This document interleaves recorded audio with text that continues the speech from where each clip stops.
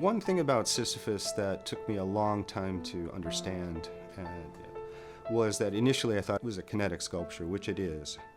But it took me more than 10 years to actually for it to sink in that it's also a media player. So I began to look at Sisyphus not just as a kinetic sculpture, but as an instrument that plays visual tracks.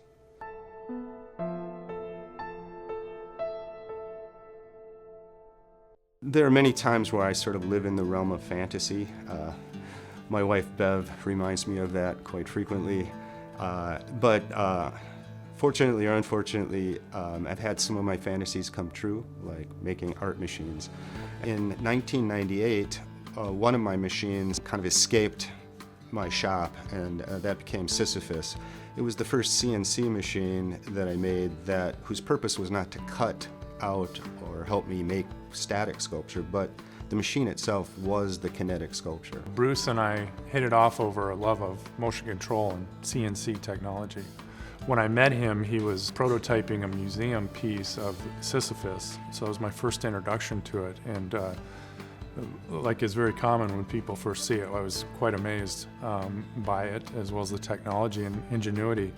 Once Mike and I joined forces, our thoughts were to create a small desktop Sisyphus, but eventually we felt that doing it inside of a table and doing it with just top-notch quality would sort of set the bar as to what Sisyphus is and can be.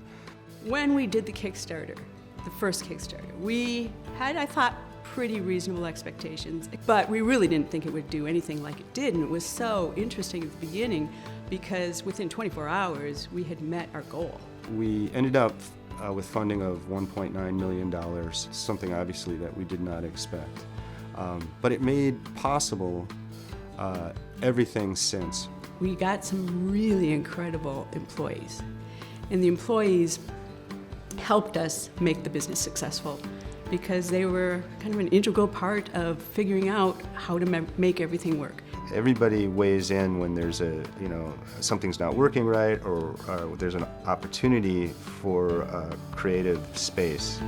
Most of my career as an artist, I've been a solo artist. I've done all the pieces that I needed to do, including soldering and coding, on my own. But I've now realized there's only so far you can go without help. I've experienced something that is incredibly exciting to me, and that's working with others to build my vision of what motion control art can be. And central to that, having now experienced it from the first Kickstarter, is the community. The fact that there are people that I have never met who are sharing in creating for Sisyphus is just incredibly exciting, and we want to see where it can go.